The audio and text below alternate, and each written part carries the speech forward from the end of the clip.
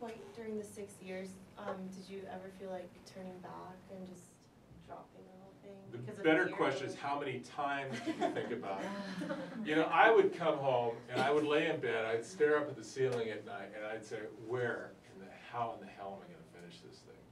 How am I gonna get through this? Because the more I dove into the story, the more complex it became. When we start dealing with the human condition on any level, it's just not simple. There's nothing simple about understanding humans and why we do what we do, and why other people do what they do. So it just was big. In a file cabinet in Pasadena are roughly 130 tapes, each an hour long, that have interviews from a whole lot of people with a whole lot of topics that I had to work my way through and figure out. And it just took me a long time to make that stuff happen. And yeah, and I was doing it on my own. Nobody was supporting me on this. I didn't have a network behind me. I paid for it. No, actually, American Express paid for it. Only they expect me to pay it back. So, that's how I funded it. You said you talked to sheriffs, or not sheriffs, but police officers and things like that. Mm-hmm. What was their perspective on the entire trial and on the girl itself? I imagine being with children like that all the time, or having experience with them, that they would have already a preconceived idea of. They roll their eyes a lot with Yeah, Cyntoia. they did. And so when they put the police officers on trial for had they been giving her misinformation, just tell me what your thought process was. So Robinson, the detective who you saw in the and Barrymore,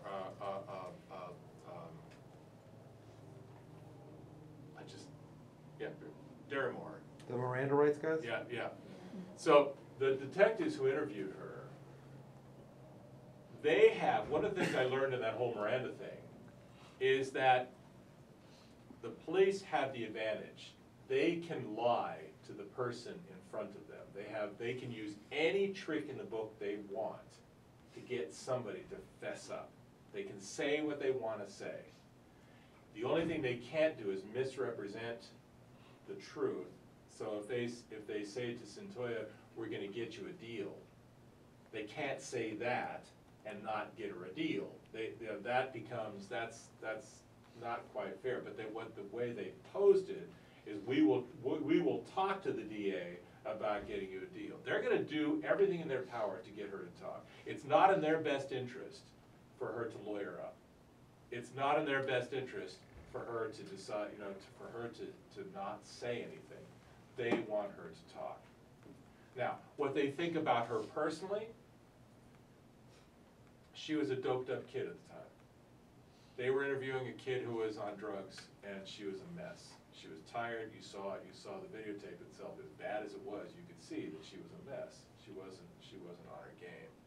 But what they did is they took advantage of a 16-year-old who couldn't make heads or tails about you have the right to remain silent. They, since then, when they testified, what I watched were, they didn't think of it personally. They were, they just knew they had a firecracker in their hands. They knew they had this kid who was, kind of talked back a little bit and was on drugs, and they were respectful, but they were very clear that she, we did our jobs right.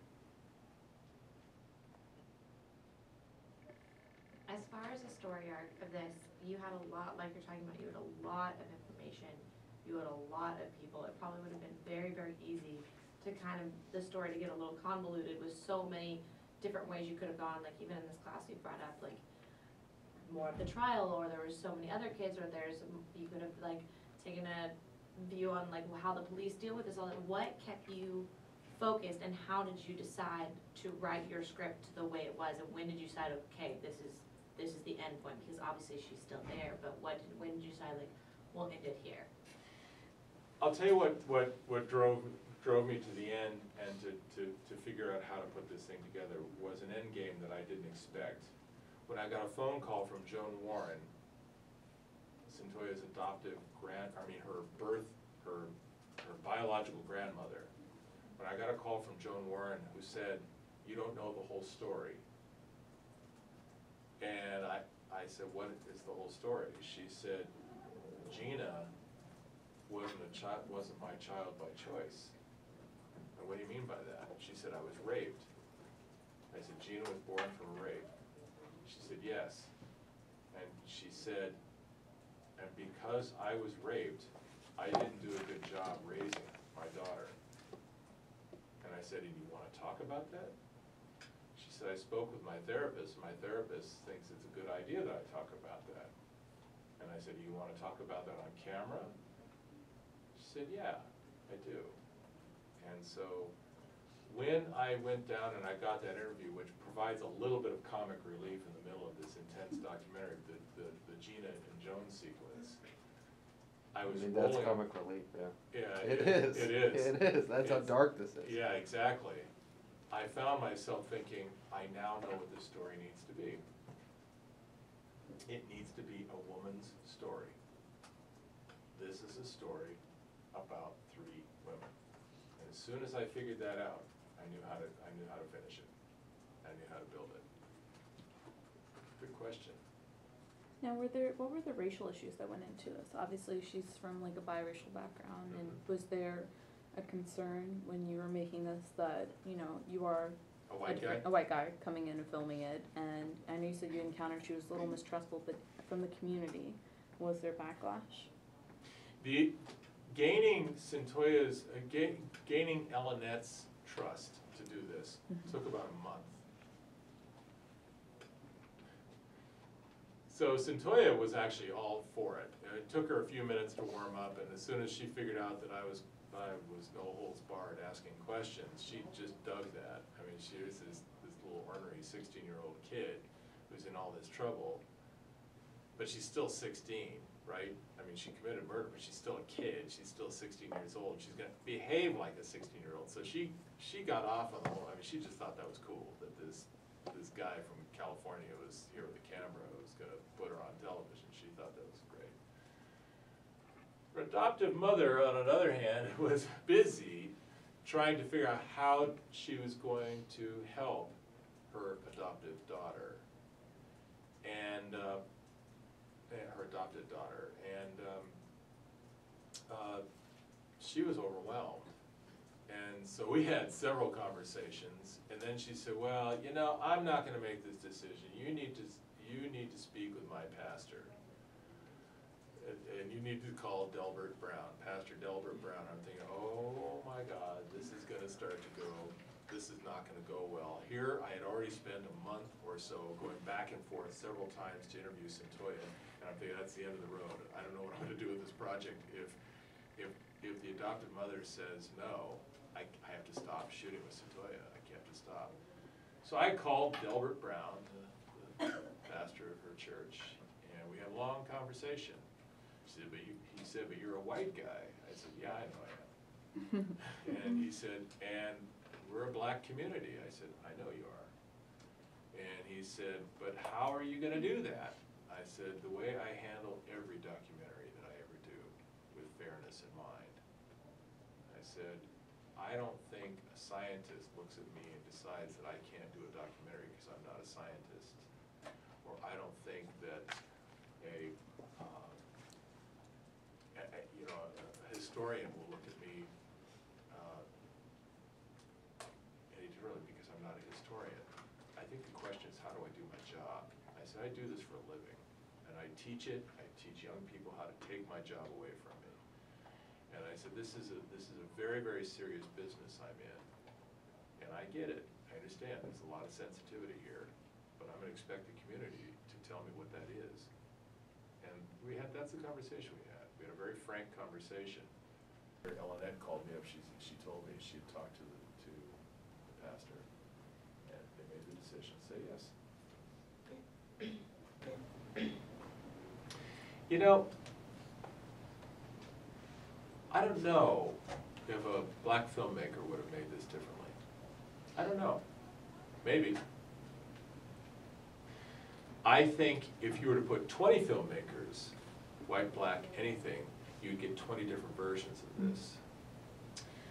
So the question is, am I being racially sensitive by taking on the project in the first place? Do I have the right to take on a story that has some very, very complicated issues built into it?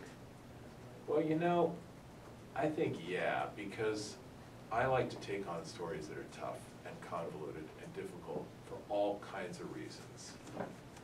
To not consider racial issues in this story would be a crime. To not consider what Cyntoia's background was would have been irresponsible. So I can't apologize for the fact that I'm a white guy in the middle of a mostly black story. But what I can do is do the best job I know how because I care enough to do that. That to me is important. And I think when we do that in our culture, I think we can get past whether I'm a white guy, a black guy, a person of color. I think we can get past that if we're careful and we're sensitive and we're responsible. That's my thought. I might be wrong. But as a responsibility from this, that list of 36 people that she had slept with, were any of them, because obviously you had to blur it out, and I saw that, you know, some of the, like, last names are cut out, but from there, all of those people, the people that she said had forced her, did any prosecution come from that for the people who had raped her? I mean, I guess after a while you can't really, and did she get pregnant at any point? Did she discuss that from any She of did those- not get pregnant at any point. From all those times? We talked about that. She never got pregnant, to my Oh. knowledge. I don't think she did. No, because by the time this got to the Superior Court, they decided not to bring in her background, her psychiatric background.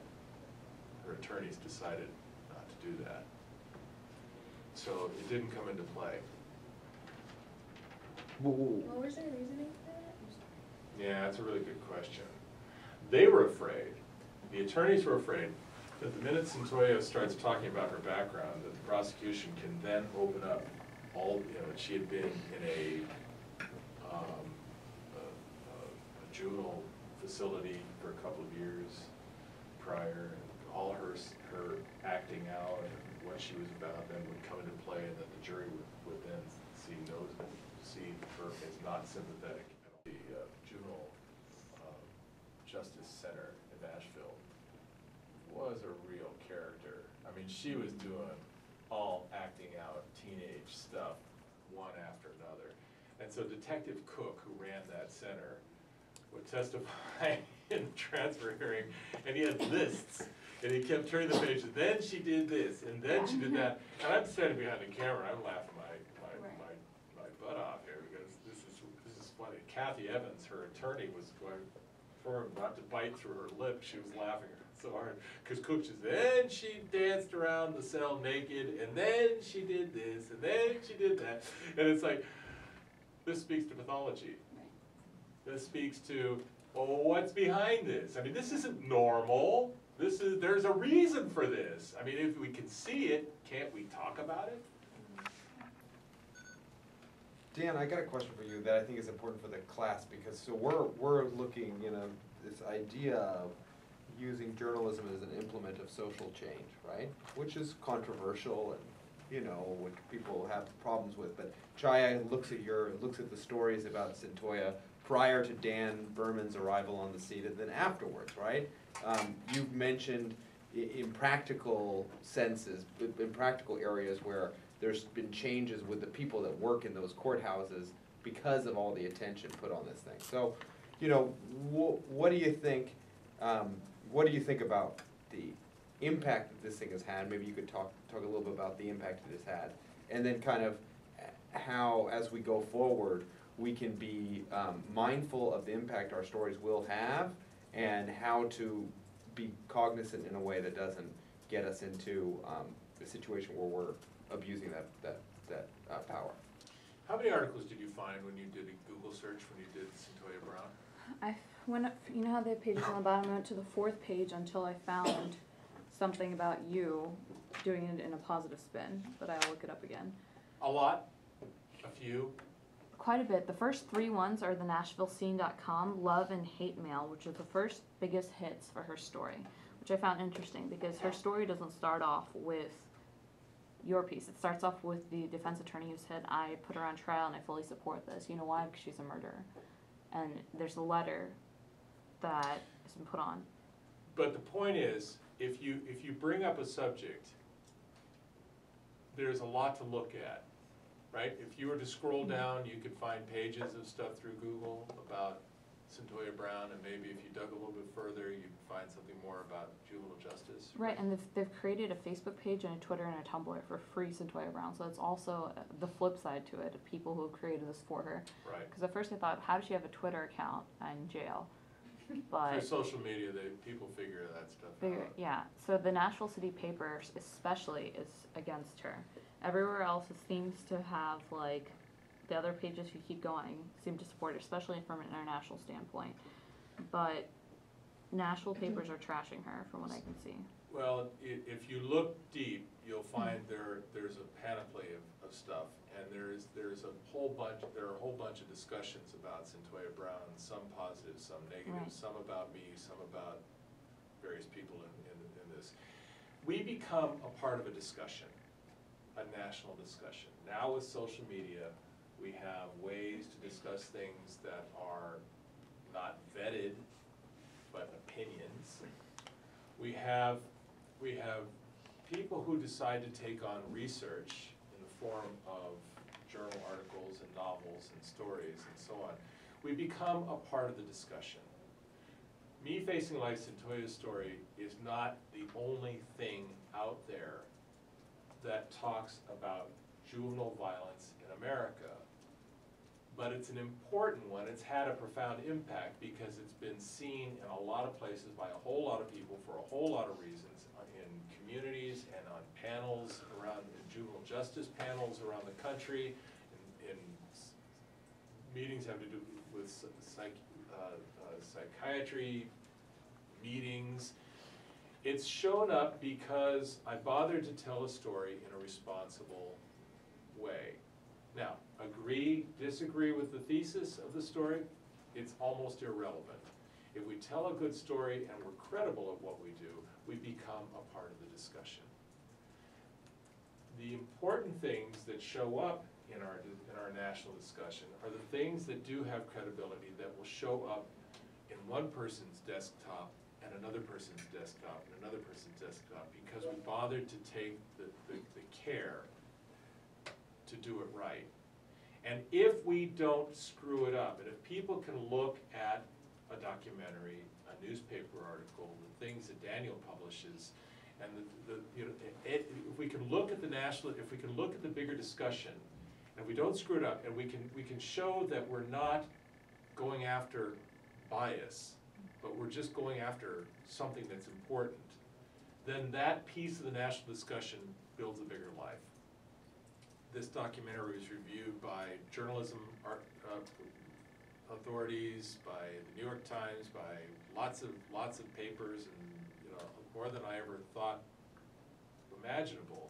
But at the end of the day, it'll be the people who looked at it, along with looking at Miller v. Alabama, along with looking at the substantive cases and stories that form a collective discussion about what do we do about juvenile violence. When the BBC aired this, I was blown away. When the BBC aired this, they got a rating. I got a call from the BBC, which is uncharacteristic because they don't like to call anybody on this side of the pond to tell them what we did worked. They called me and they said, I got to tell you, we thought we were going to get a rating of a 1 when we put Cyntoia's story on, but we got a rating of 4. Which, just know that that's a lot. And I said, why do you think that is? And they said, well, social media. I said, really? They said, yeah, we think that the minute we started showing this documentary and that young people saw somebody relatable that they could get their heads around, that all these people told all their friends and so on. And this became a place of discussion. He said, we also, the BBC makes their documentaries available for a week for download. He said, we had 750,000 downloads in 1 week of your documentary. Jesus. A documentary. Of a documentary. In 1 week. About juvenile justice. Right. In America, Right. in Nashville. But I don't Right. think people see it as juvenile justice. I think they see it, like you're saying, Human as story. a human story, as a character who, with so many times racial tension, deserves justice. And where did it go? Like Trayvon Martin. It was a Right. cause that this is a racial kid that Right. people related to. That's right. So that's my story, I'm sticking to it. So in terms of doing like a feature or a documentary, would you almost, not always, but majority say it's your best bet to make it a people story? All stories should be character driven. The minute we lose track of the human element in a story is the minute we lose the audience. We're doing a documentary about the Higgs boson, a great science discovery last year about a little tiny particle that is the reason for the universe, for us to be here in the first place. Everybody calls it the God particle. It's not the God particle, it's a particle in physics. I gotta figure out how to make a particle in physics a human story. I'll get right on it. How do we decide what's important, right? Well, that's up to you. It was up to me to decide that Cyntoia Brown was important enough to invest 6 years of my life and a bloody fortune to tell that story. Nobody else decided that, I decided that. And when I decided that, and when I took the lead on that story, everybody came out of the woodwork and did stories about that. Or they did stories about me, or they did stories about anything. But Cyntoia Brown was a runaway from Clarksville, Tennessee, that nobody would normally give a shit about. We don't care. We see it in every newspaper. We spend our time reading about people's grief and then we move on. Somebody dies, we move on. Somebody does something good, we move on. Until we stop to care. How do we decide what's important, right? Well, that's up to you. It was up to me to decide that Cyntoia Brown was important enough to invest 6 years of my life and a bloody fortune to tell that story. Nobody else decided that, I decided that. And when I decided that, and when I took the lead on that story, everybody came out of the woodwork and did stories about that. Or they did stories about me, or they did stories about anything. But Cyntoia Brown was a runaway from Clarksville, Tennessee, that nobody would normally give a shit about. We don't care. We see it in every newspaper. We spend our time reading about people's grief and then we move on. Somebody dies, we move on. Somebody does something good, we move on. Until we stop to care. Did I care about Cyntoia? I cared about Cyntoia as a person who could help me tell a story. And it was important to me to tell a story in just a different kind of way. It might have been a kid down the street from USC. It might have been anybody, anywhere USA. It just so happened I gained access first, and I learned about this child. And the more I started to learn about this child, that if you look at the popular press, there was nothing there. So when I bothered to take the time to get my head around all sides of the issues, every bit of the issue, when I decided to turn Cyntoia into a three-dimensional person, and the people in her life, by association, into 3 dimensions, there was a story to be told. My story about her story. Right? I don't know. Maybe it wasn't right. Maybe I got it wrong. But if I did my job right, if I was even close to doing my job right, then the people who I would choose, the experts, who weighed in on the story, and you notice, or maybe you don't notice, that what I didn't go for What I wasn't looking for were people to be sympathetic to Cyntoia. I just wanted them to tell what was what. So Dr. Burnett happened to be the guy who was the forensic psychiatrist attached to her case. White guy, black guy? No, he's a psychiatrist, and he was appointed. When Jeff Burks is talking about Cyntoia Brown as a dangerous person, white guy, black guy? No, he's the prosecutor. He's important in this case. When I wanted to talk to somebody about violence in children and youth and how this happens, there were all kinds of things I could look to, people I could look to. You have to make it your best shot at telling a good story and looking for the people who can help tell us what's going on, what's right, what's wrong, and why. And then we take the stuff that's off the pages of the front page and we turn it into something important. And in documentary, it can take years. People now remember Cyntoia Brown. Had I not done this, come 2006, when she was sentenced to life in prison, it would have been on the page, off the page, a blip on a radar screen, and gone, just like that. But when we decide to focus our attention on the stuff that's right, the stuff that's important, we can take this and turn it into a moment, and turn it into a piece of the national discussion. That's how we do that. We can't, if I set my guide to how much media attention Cyntoia got, I would have not done the story. Because she didn't get much. The Tennessean, yeah. NBC in Nashville, yeah. A few stories, they talked about this bad kid. But I looked for something else. And once I looked for something else, everybody started looking for what I looked for. So take the lead. Don't follow. Take the lead. That's the way, that's right, man.